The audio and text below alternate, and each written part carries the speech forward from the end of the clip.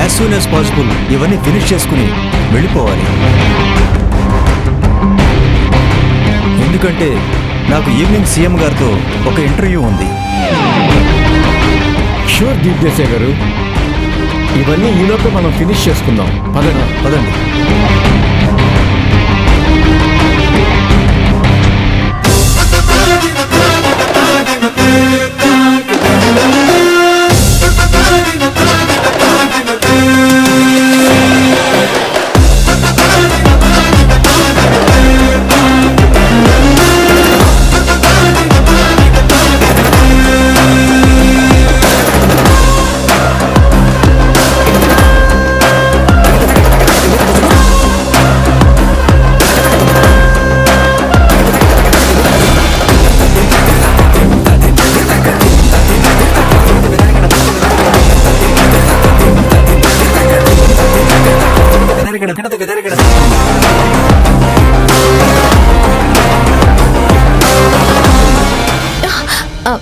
ఏమైంది తారక్ సార్? నేను నీకేం చెప్పాను, నువ్వేం చేస్తున్నావు? నేనేం చేశాను? ఇప్పుడు అంత అర్జెంటుగా అందరికీ కాఫీలు తీసుకురావడం అవసరమా? మళ్ళీ పని మనిషి అవతారం ఎత్తడం అవసరమా? అందులో తప్పే ఉంది తారక్ సార్. ఇంటికి అతిథులు వచ్చినప్పుడు వాడికి ఆతిథ్యం ఇవ్వడం మన బాధ్యత కదా. ఆ బాధ్యతలు బరువులు భుజాన వేసుకొని తిరగడానికి ఇంట్లో పని మనుషులు చాలా మంది ఉన్నారు. నిన్నెవరు ఇలాంటి పనులన్నీ చేయమన్నారు? ఇంటికి అంత పెద్ద గెస్ట్ వచ్చినప్పుడు ఈ ఇంటి కోడలుగా నేనే కాఫీ ఇవ్వడం కరెక్ట్ అని అనిపించింది. అందుకే తీసుకొచ్చి వచ్చాను. నువ్వు చేసిన పనికి అదే అవకాశంగా తీసుకుని ఆవిడ గారు నిన్నొక వంట మనిషిని చేసింది.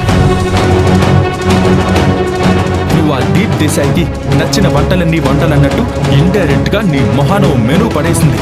నీకు ఆ విషయం అర్థం అవుతుందా?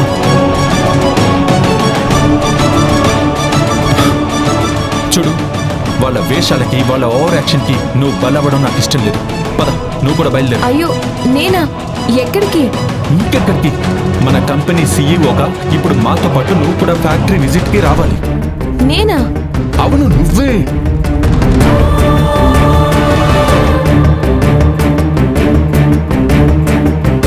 ఈ ఇంటి కోడలిగా ఆయనకి ఆతిథ్యం ఇవ్వాలని సొంత చేతులతో కాఫీ తయారు చేసి మరీ ఇచ్చావు కదా.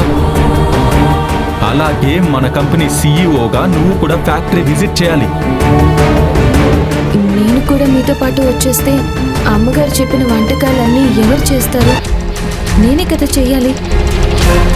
నీలవేణి, ఇంకింకా ఎలా చెప్తే అర్థమవుతుంది? నిన్ను ఒక వంట మనిషిలాగా చూపించాలనే వాళ్ళ ఉద్దేశం. వాళ్ళ ఉద్దేశానికి నువ్వు ఊపిరి పోయికు.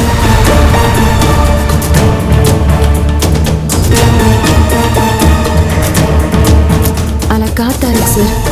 దీప్ దేశాయ్ గారికి ఆ వంటకాలతో భోజనం పెడతామని అమ్మగారు మాట ఇచ్చేశారు.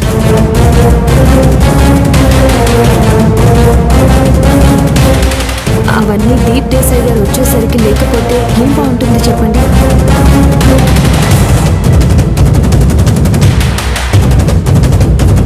ఇది మన ఇంటి పరువుకి సంబంధించిన విషయం, మన కంపెనీ గౌరవానికి సంబంధించిన విషయం. ఈ ఒక్క విషయంలో నా మాట వినండి తారక్ సార్.